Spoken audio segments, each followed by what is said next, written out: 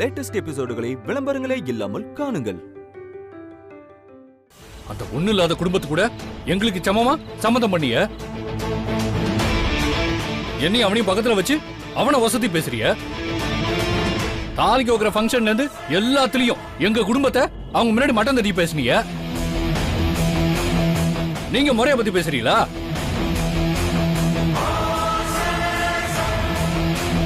ஏங்க அதெல்லாம் போனா போட்டோம், சாணியம் ஒழிஞ்சு போயிடுச்சுன்னு பார்த்தா நீங்க திரும்ப கொண்டு உறவு கொண்டாடிட்டு இருக்கீங்க.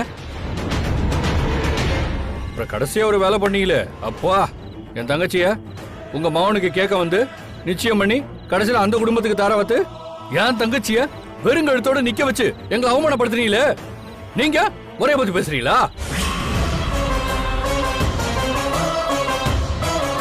உங்க மகன் அமுதா மட்டும் என் வீட்டுக்கு சீல் வைக்க வருவா, அது உங்களுக்கு சரியா படும். ஆனா நான் பண்ணா அது தப்பா படுதா? ஏய், என்ன பேசிட்டு இருக்க நீ? யார் முன்னாடி என்ன பேசிட்டு இருக்க? நானும் பாத்துட்டே இருக்க, விட்டா ரொம்ப ஓவரா போற. முதல்ல இந்த வீட்டை விட்டு வெளியே போனி. யாரு? நான் இந்த வீட்டை விட்டு போகணுமா? நல்லா இருக்கு கதை. இப்ப நீ இருக்கிறது என் வீடு.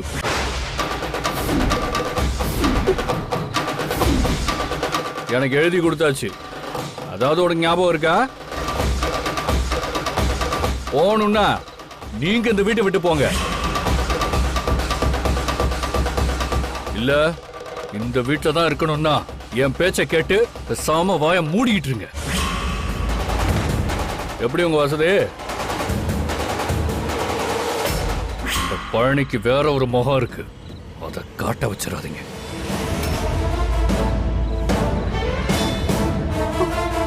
மச்சான், நான் ஒன்னும் அம்பட்டு கெட்டவன்லாம் இல்ல. நீங்க பாட்டுக்கு கௌரவமா கடைக்கு போயிட்டு வேலையை பாருங்க, உங்களுக்கு வேண்டிய சம்பளத்தை கேட்டு வாங்கிக்கங்க. அதே மாதிரி மாமா, நீங்க வீட்டுல நல்லா ரெஸ்ட் எடுங்க. சாயங்காலமா அப்படியே வெளியே போனோமா, 4 பேரை பார்த்தோமா, பேசணுமா, பெரிய மனுஷனா சின்ன சின்ன பஞ்சாயத்தை பண்ணோமா, வந்து இங்க வாய்க்கு ருசியா சாப்பிட்டோமா, மாத்திரையை போட்டோமா, திரும்ப படுத்தோமான்னு இருக்கணும். என் விஷயத்துல தேவையில்லாம மூக்க நுழைக்கிற வேலைலாம் வேணாம். அப்புறம் வீணா அசிங்கப்பட்டு போவிய.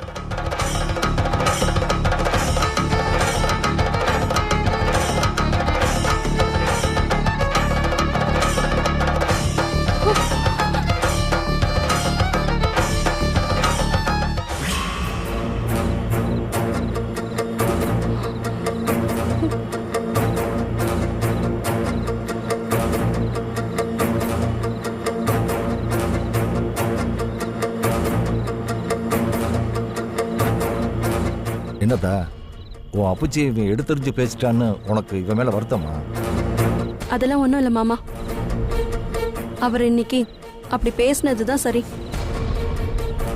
எங்க அப்புச்சிக்கு நானா சின்ன வயசுல இருந்தே அம்புட்டு விருப்பம் கிடையாது. அந்த அமுதா தான் உசுரு. அவளைதான் எப்ப பார்த்தாலும் தலையில தூக்கி வச்சு ஆடுவாரு. அவ கல்யாணத்தப்போ அம்புட்டு பிடிவாதமா அந்த செந்தில் பையதான் வேணும்னு நின்னா. அப்பவும் எங்க அப்புச்சி அவளுக்காக தானே சம்மதிச்சாரு. கடைசியில நான் இவரை கட்டிக்கிற மாதிரி ஆயிடுச்சு. அதுக்கப்புறம் அவளால அப்புச்சிக்கு பல அசிங்கம் வந்தாலும் திரும்பவும் அவளதான் பக்கத்துல சேர்த்துக்கணும்னு நினைச்சாரு. வீட்டு வாசப்படியே மிதிக்க கூடாதுன்னு சொன்னவள திரும்ப வீட்டுக்குள்ள கூட்டிட்டு வந்து செல்வா கல்யாணத்தை நடத்தணும்னு நினைச்சாரு. அவ என்ன பண்ணா? திரும்பவும் அப்புச்சி அவமானப்படுத்தி நம்மளையும் அசிங்கப்படுத்திட்டு போயிட்டா. இப்ப கூட அவளுக்கு சப்போர்ட் பண்ணி தானே வீட்டு பத்திரத்தை கொடுக்க சொல்லி நம்மள திட்டுறாரு. அப்ப அவர் மனசுல அமுதா தானே இருக்கான்னு அர்த்தம். இம்பிட்டு பண்ணாலும் எங்க அப்புச்சி அந்த அமுதாவை தான் வசதியா நினைச்சிட்டு இருக்காரு. என்ன எப்பவுமே கில்லு கீரியா தான் நினைச்சிட்டு இருக்காரு. அவருக்கு இது வேணும் தான். ஏன் அப்புச்சி, உங்களை எப்படி விவரமான ஆளுன்னு நினைச்சேன், இப்படி வீட்டை சீல் வைக்கிற நிலைமைக்கு விட்டீங்களே. இப்படி நாள என்ன பண்ணிட்டு இருந்தீங்க? ஏதாவது பண்ணி சொத்தை நம்ம பேருக்கு மாத்திருக்கலாம்ல. டே என்னடா பேசுற நீ? சொத்து மொத்தமும் என் அப்புச்சியோடதுடா.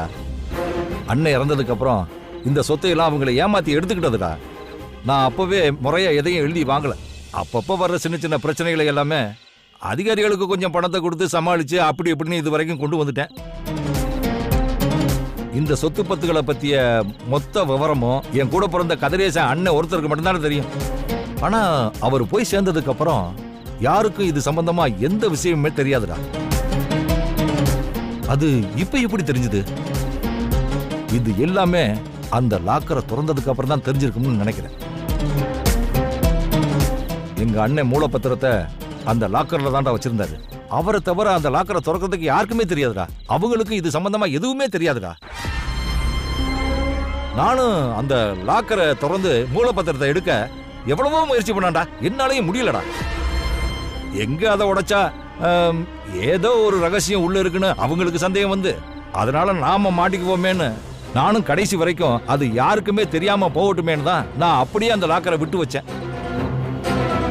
ஆனா இவ அதை திறப்பான்னு நான் கொஞ்சம் கூட எதிர்பார்க்கவே இல்லடா. இத எங்க அப்புச்சி சிங்கப்பூர்ல இருந்து வாங்கிட்டு வந்தாடுறா. கரெக்டான நம்பரை போடலைன்னா ஜென்மத்துக்கு திறக்கவே முடியாது. ஆனா இவளுக்கு எப்படி அந்த லாக்கர் நம்பர் தெரியும்? அப்படின்னா இவங்க எல்லாருமே சொல்றது மாதிரி அமுதாவுக்குள்ள வந்தது எங்க அண்ணன் தாண்டா.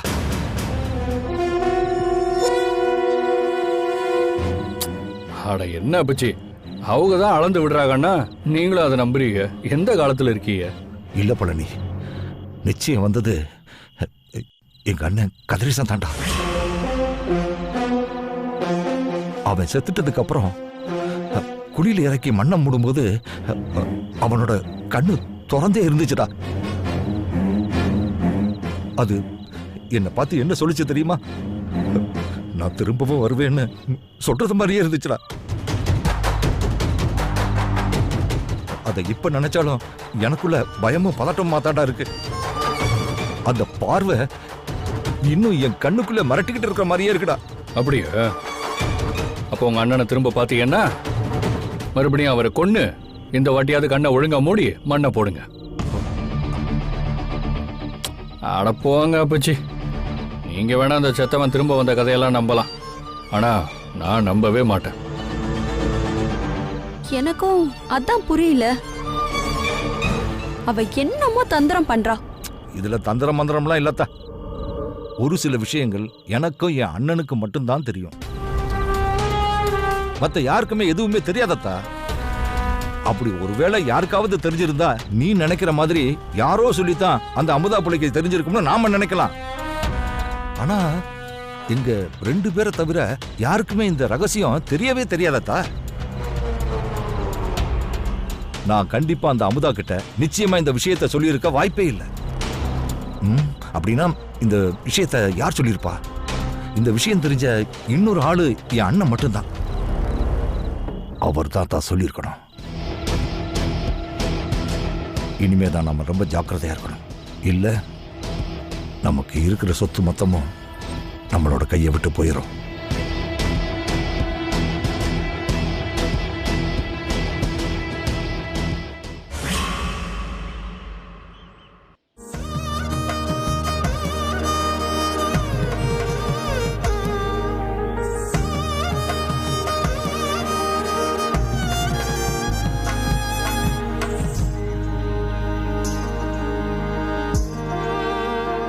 மாமா, நான் வாக்குப்பட்டு போற இடத்துல மாமனாரும் மாமியாரும் எனக்கு தாய் தகப்பனா இருக்கணும், நானும் அவங்களுக்கு ஒரு மகளா இருக்கணும்னு நினைச்சேன். ஆனா நான் கட்டிக்கிட்டு வந்த இடத்துல மாமனார் நீங்க இல்ல. இருந்தாலும் தாய் இல்லாத எனக்கு அத்தை இன்னொரு தாயா கிடைச்சாங்க. எங்க அம்மாவுக்காக தான் நான் இந்த குடும்பத்துக்கே வந்தேன். இந்த குடும்பத்தை எப்படியாவது பழைய மாதிரி முன்னுக்கு கொண்டு வந்துடணும்னு தான் தனி மனுஷியா நான் போராடிக்கிட்டு இருக்கேன். ஆனா இப்போ உங்க துணையும் எனக்கு கிடைச்சிருக்கு. நான் இந்த குடும்பத்தையும் குடும்பத்துல உள்ளவங்களையும் கண்டிப்பா முன்னேற்றி நல்லபடியா பார்த்துப்பேன்.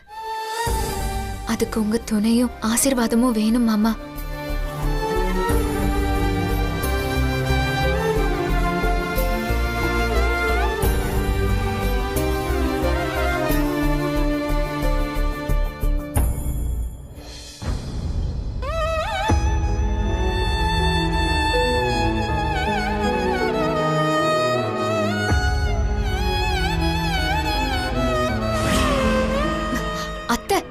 என்ன பண்றிய? என் புருஷன் உயிரோட இருந்த வரைக்கும் எங்க மேல ஒரு எறும்பு கூட படாம அம்புட்டு பாதுகாப்பா பாத்துக்கிட்டாங்க. அவங்க எங்களோட இருந்த வரைக்கும் நாங்க ரொம்ப நிம்மதியா இருந்தோம்.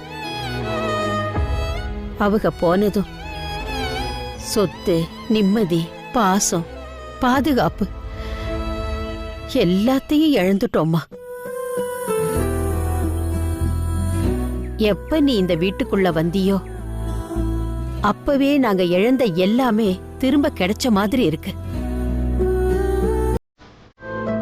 அவங்க உசுரோட இருக்கும்போது நான் எப்படி நிம்மதியா பாதுகாப்பா இருந்தேனோ அதை இப்போ நீ வந்து கொடுத்துட்டமா. அவங்க சாகல, என்னை விட்டு போகல, உன் உருவத்துல வந்திருக்காக. அவங்க இருந்தப்ப எந்த நம்பிக்கை இருந்துச்சோ அதே நம்பிக்கை இப்ப ஒன்னால கிடைச்சிருக்கு. அத உன்கிட்ட பாக்குறேம்மா. ஒரு நிமிஷமா.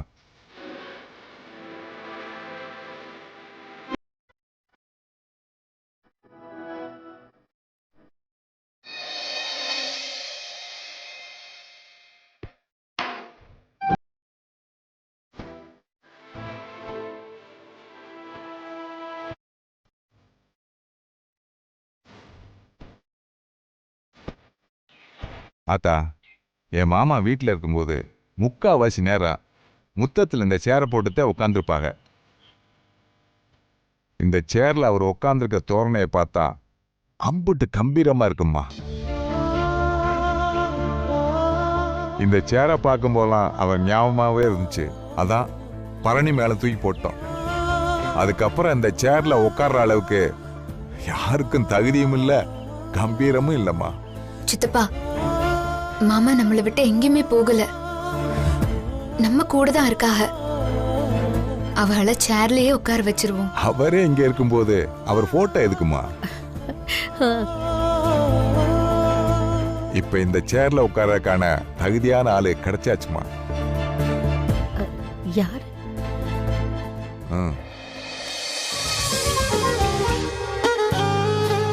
சித்தப்பா, எதுக்கு இம்புட்டு பெரிய வார்த்தையெல்லாம் சொல்லிட்டு இருக்கீங்க? நான் இப்ப வரைக்கும் என் கடமை என்னவோ அதைத்தான் பண்ணிட்டு இருக்கேன். இது மாமாவுடைய நாற்காலி, அவகளுக்குரிய சிம்மாசனம். இதுல அவக போட்டோ இருக்கிறது தான் சரியா இருக்கும். ஆத்தா, என் தம்பி சொல்றதுதான் சரி. இதுல உட்கார்றதுக்கு உனக்கு மட்டும்தான் தகுதி இருக்கு. இவங்களுக்கு அப்புறம் இந்த குடும்பத்துக்கு இனிமே எல்லாமே நீதான்.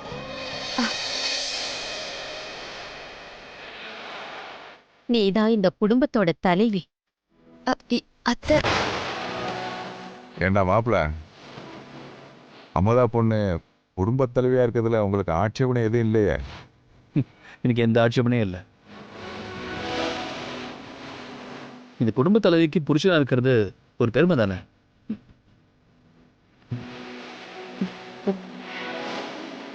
சித்தப்பா என்ன சித்தப்பா, அதெல்லாம் வேண்டாம். அமுதா புள்ள இப்படி எல்லாம் சொன்னா கேட்காதே. அக்கா ஒரு கைப்பிடி.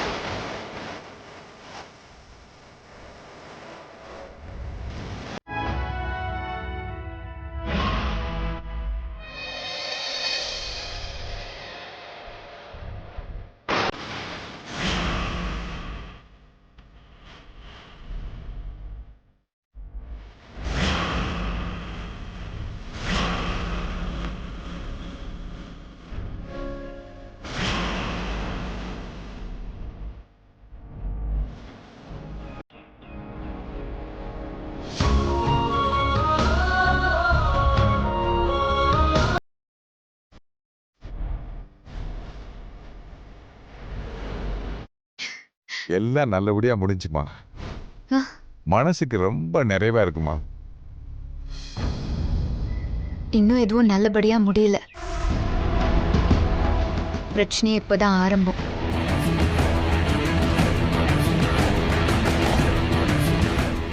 ஆனா எந்த பிரச்சனை வந்தாலும் இந்த குடும்பத்தை நான் கைவிட மாட்டேன். ஆண்டவா,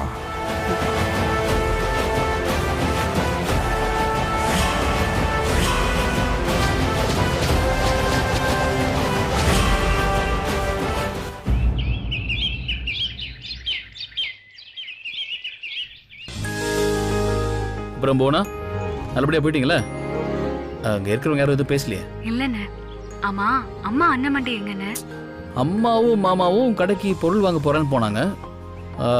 அமுதா பக்கத்துல ஒரு சோழியா போயிருக்கா. போனா வாசல் ஏதோ சவுண்ட் கேக்குது. அமுதா வந்துட்டா நினைக்கிறேன். நான் அப்புறம் கூப்பிடுறேன், சரியா? ஓகேண்ணே. ம்.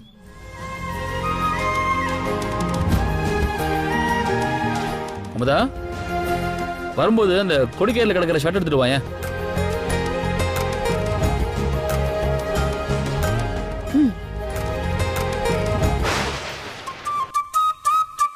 ஹாய்.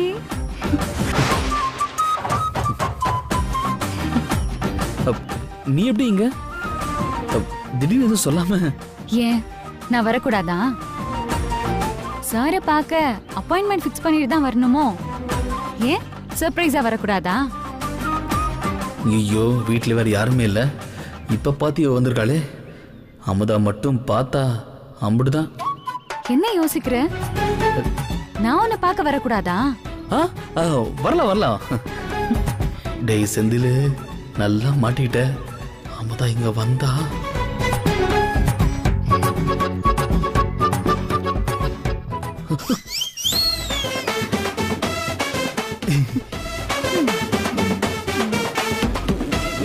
ஒரு நிமிஷம். டேய், என்னடா ஓவரா பொண்ணு மாதிரி வெக்கப்படுற? 2 minutes, நான் ட்ரெஸ் மாத்திட்டு வந்துடுறேன்.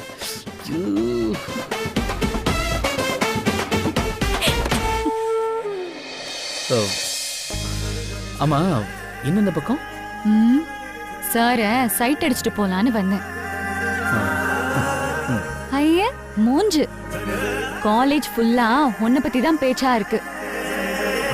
வர எக்ஸாம்ல சார் வச்சிருக்கிற மொத்த அரியர் பேப்பரையும் கிளியர் பண்ணணுமாமே. அப்பதான் நீ பாஸ் ஆகி வாத்தியார் ஆக முடியுமாமே. உனக்காக ஹெச்ஓடி ஒரு பக்கம் ஸ்பெஷல் கிளாஸ் எடுக்கிறாரு. உனக்காக உன் அம்மாவும் பொண்டாட்டியும் கோயில் கோயிலா போய் வேண்டிட்டு இருக்காங்க. நானும் உன் ஃப்ரெண்டு, அதுவும் ஒரு ப்ரொஃபசர். நான் இத பார்த்துட்டு சும்மா இருந்தா எப்படி? உனக்கு ஏதாவது ஒரு வகையில ஹெல்ப் பண்ணும்ல, அதான் இன்னையில இருந்து உனக்கு ஃபுல் கோச்சிங் கொடுக்க போறேன். எம்மா சாமி, நீ ஆளை விடு. முதல்ல இங்க இருந்து நீ கிளம்பு. நான் ஏன் போகணும்? ஆமா, நீ ஏன் இப்போ இவ்ளோ பதட்டப்படுற? ஏய், முதல்ல நீ கிளம்பு. என் பொண்டாட்டி பார்த்துட்டா ப்ராப்ளம் ஆயிடும். அன்னைக்கு நான் உன் வீட்டுக்கு வந்தப்போ என்னை கட்டி புடிச்சு பக்கத்துல உட்காந்து சந்தோஷமா பேசின. அப்போ உன் பொண்டாட்டி வீட்டுல தானே இருந்தா. இப்ப என்ன ஆச்சு சாருக்கு? இல்ல, அன்னைக்கு உன் கூட நெருக்கமா இருக்கிற மாதிரி என் பொண்டாட்டிய கொஞ்சம் வெறுப்பேத்தி அவளை என் பக்கம் திருப்பணும்னு தான் பண்ணேன். ஓ, சாரோட போதைக்கு நாங்க ஊர்காவா? நீங்க நினைச்சா தொட்டுப்பீங்களா? நான்லாம் போக மாட்டேன். உனக்கு பாடம் சொல்லி கொடுத்தே ஆவேன். சொன்ன கேளு தீபா, என்னை உன்னை ஒன்னா சேர்த்து அமுதா பார்த்தா என் கதையை முடிஞ்சுது. ப்ளீஸ் சொன்னா புரிஞ்சுக்கோ. அதுவும் எங்க அம்மாவும் கூட சேர்ந்தா நான் அவ்வளவுதான் தொலைஞ்சேன். தீபா, இப்பதான் அப்படி இப்படி கொஞ்சம் பேசி வந்து இப்படி போயிட்டு இருக்கு.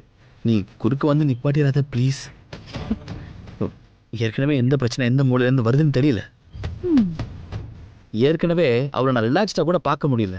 இன்னொரு பக்கம் என்னடான்னா, அவள் தம்பி என் தங்கச்சி கழுத்தில் தாலியை கட்டி அவளுக்கு டென்ஷன் கொடுத்துட்ருக்கான். இன்னொரு பக்கம் அவங்க அண்ணி, இன்னொரு பக்கம் அவள் தங்கச்சி. இதெல்லாம் பார்த்தாம என் பங்காளி பழனியால் பல பிரச்சனை. இப்படி சதா பிரச்சனையை சமாளிச்சுட்டு இருக்கிறவ கொஞ்ச நேரம்தான் நிம்மதியாக இருக்கா. இந்த நேரத்தில் தான் நான் அவளை பார்த்து கொஞ்சம் ரசித்து கொஞ்சம் ஆறுதல் பட்டுக்கிறேன். தயவு செஞ்சு அதையும் கெடுத்துடாத, உனக்கு புண்ணியமாக போகும். முதல்ல நீ கிளம்பு தீபா, நீ கிளம்ப. அட பாவி, என்னடா இப்படி விரட்டுற?